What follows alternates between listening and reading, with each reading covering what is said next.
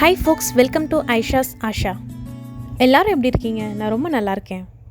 குஷ்கா குருமா இந்த காம்பினேஷன் பெரும்பாலும் எல்லாத்துக்கும் பிடிச்ச காம்பினேஷன்.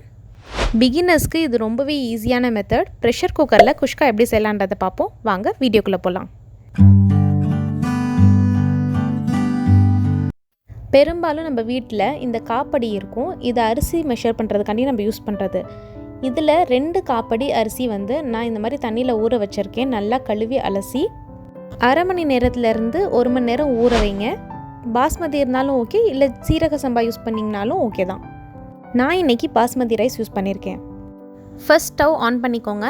மீடியம் ஃப்ளேமில் வச்சுக்கோங்க. அடுத்து ப்ரெஷர் குக்கர் வச்சுக்கலாம். 7.5 லிட்டர் ப்ரெஷர் குக்கர் நான் யூஸ் பண்ணியிருக்கேன்.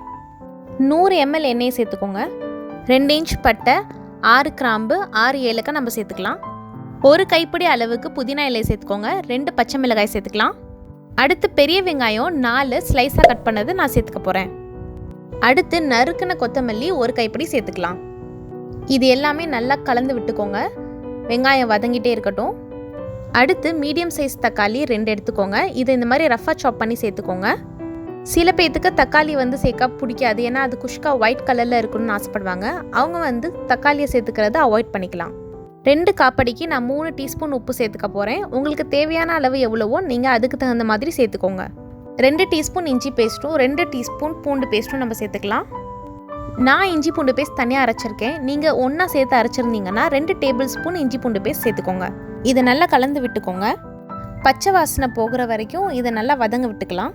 நம்ம இஞ்சி பூண்டு பேஸ்ட் சேர்த்துருக்கறனால இந்த மாதிரி அடி பிடிக்கும். இடையில இந்த மாதிரி கிளறி விட்டுக்கோங்க. இப்போ இது நல்லா வதங்கிருச்சு. இங்கே பாருங்கள், எண்ணெய் பிரிஞ்சு வந்துருச்சு. இப்போ நம்ம தண்ணி சேர்த்துக்க போகிறோம். 1 காப்படிக்கு 1.5 கப் தண்ணி, இதுதான் அளவு. 2 காப்படி அரிசிக்கு 3 காப்படி தண்ணி நம்ம சேர்த்துக்க போகிறோம். தண்ணி நல்லா கொதிச்சதுக்கப்புறம் நம்ம ஊற வச்சுருந்த அரிசியை தண்ணியை நல்லா வடிகட்டிட்டு இதில் நம்ம சேர்த்துக்கலாம். இதை நல்லா கலந்து விட்டுட்டு லோ மீடியம் ஃப்ளேமில் 2 விசில் வர வரைக்கும் இதை நம்ம வேக வைக்க போகிறோம். அடுத்து நம்ம இன்ட்ரெஸ்டிங் ஃபேக்ட்ஸ் பார்ப்போம். நம்ம ஊரில் சொல்கிற குஷ்கா தான் பெரும்பாலும் பிளெயின் பிரியாணின்னு சொல்லுவாங்க. அப்படி இல்லாட்டி கீ ரைஸ்ன்னு சொல்லுவாங்க. இன்னும் சில பேர் புலாவுன்னு கூட சொல்லுவாங்க. நம்ம ஊர் குஷ்கா மாதிரியே தான் பெர்ஷியா நாட்டிலையும் அவங்க செய்கிற ஒரு ஃபுட் பேர் என்னென்னா பிலாஃப்.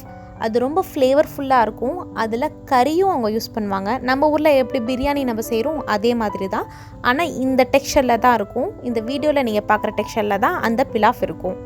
நான் இந்த குஷ்காவை பற்றி தேடி பார்த்ததில் எந்த இன்ட்ரெஸ்டிங் ஃபேக்ட்ஸுமே எனக்கு கிடைக்கல.